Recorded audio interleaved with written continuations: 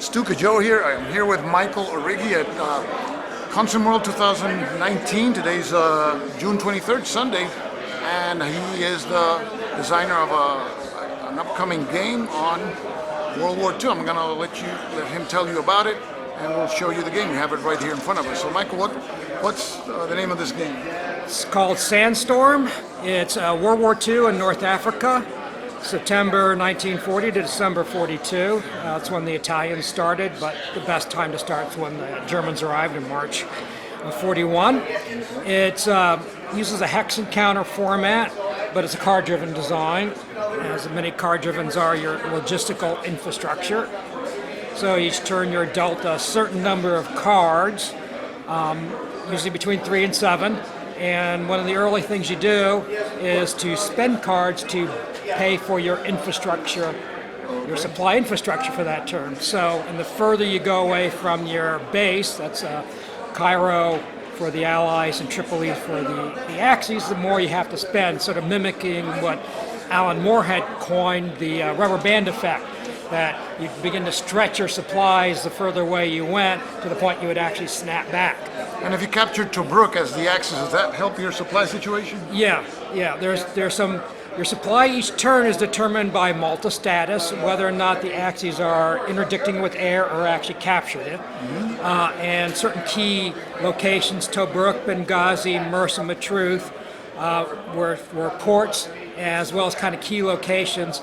You can either gain or deny a card for the other side, partly because that represents strategic position, being able to, for the Allies, for example, air bases that they use to provide interdiction for the supply going into North Africa, or even sending aircraft to Malta from just near Tobruk, near Sidi Barrani and those airfields. And then things like events like long-range desert group are handled somewhat abstractly. There are oases off the map that you can capture using some operation points off your card. And the more you control for the long-range desert group, the more likely you're going to know information about the other side's side and can interdict their supply, basically. So they basically are those diral modifiers. Each turn is 2 years of calendar time.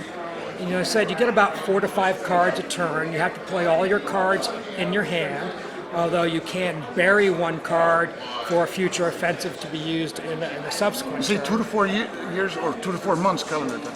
If I said 2 to 4 years, I apologize. It's okay. I got scared there. I said, man, you play the game and save cards. Yeah, exactly. two calendar months. Okay, 2 calendar now. Okay. It's you're getting about 4 to 5 cards. Okay, got and you have to play all cards. So each card represents about 10 days or 14 days. The operation points. You activate units by hex location, not individual units, and you have operation points in the cards, and if you use those to activate units, they vary from 1 to 3 points, and that acts as a movement point multiplier.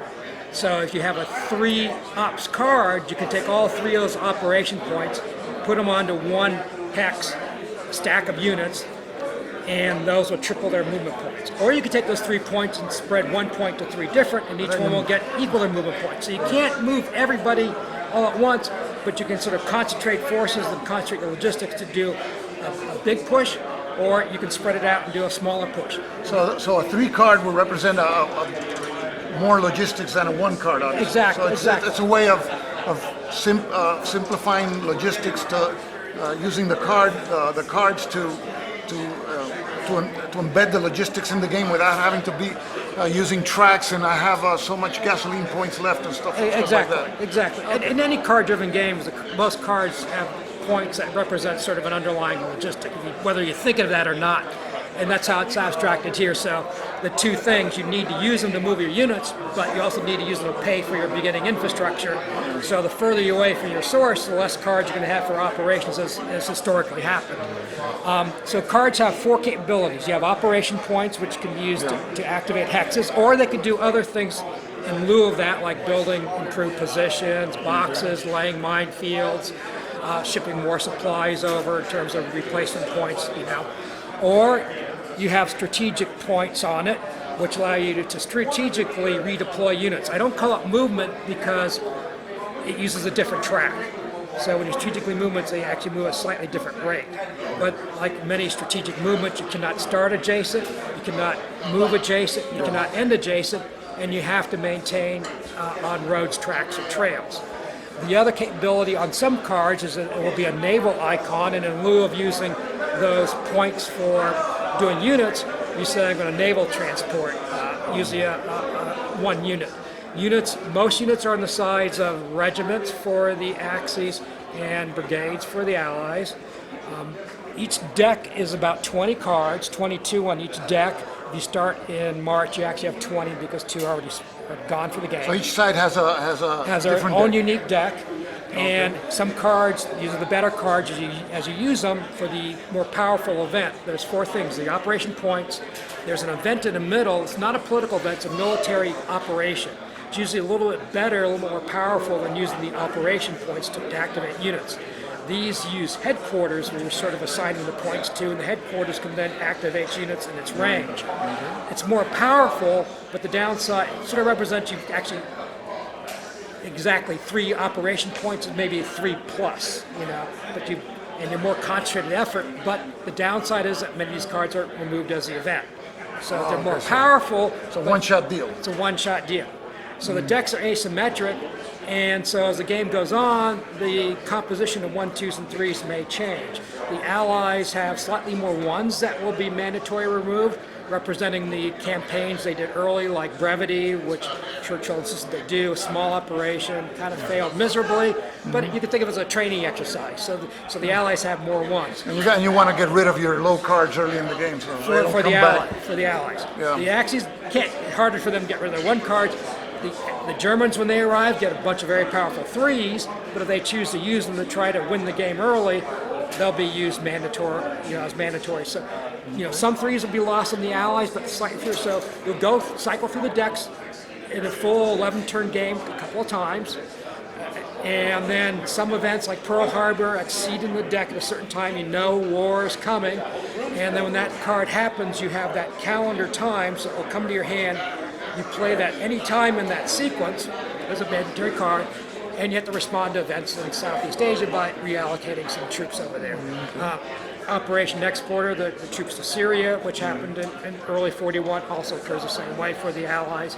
If you start earlier in the game, when the Italians invade, you have, of course, the Ethiopian campaign and the Greece campaign that the Allies have to. But otherwise, all the events on the cards are handled through are what I call event offensives, which basically activate units. Other events like long-range desert groups, some intel like Ultra, or hint of supplies that could be cancer, have the random events that you pull each turn. Each turn you pull a random event. You can save 1 to the next turn, but if you pull a second one, you have to get rid of 1. And those, some are free to use, and it represents U-boats in the Atlantic, seeing some supplies where the Allies will get 1 less card, but you don't know when that ship might be pulled. And then some events might be we know there's some supplies out there, possibly. If we capture an enemy location, we might capture some supplies. And it might turn out to be 0. It's sort of what happened historically. So the random events, you have a certain degree of control of them, but they're still random, and you can offset them by 1 turn. Right. Okay, so you can minimize the damage or use them to your advantage also. That's how the airborne units come in. Folgore and Ramke, they arrive in Sicily through random events. The Flieger Corps 10 that did suppression in the Mediterranean to assist shipping and interdict. And the random events are not in cars, are they on a player aid sheet or something? They're on chits. So each turn you pull a chit, and you will, this is going to be hard to see in the video. So you pull one out, and like this one's a long-range desert group. Yeah. And it has a cost of 1, so it costs 1 operation points to apply it. Means they will go out, and then depending on the number of oases you control, the more you control, the more effective they are. Then it's a die roll with an oases number modifier. If you can control up to 5, so 5 plus the long-range desert with a good chance of knowing the access supply, and they'll lose a card next turn. Air is handled abstractly. You get points each turn. And then as you use them, you decrease your points by 1 each turn to represent air units. Sure. You're not managing air units. Well, I want to thank you for the opportunity of doing a video on the game Sandstorm. I'll wish you the best, and I hope it can come out quickly, and so we can give it a ride, do a video on the game, and show what it can do. Okay? You're most welcome. Thank you for Thank you, stopping Michael. by. I It's really great. appreciate it. Okay, appreciate it. Thank you.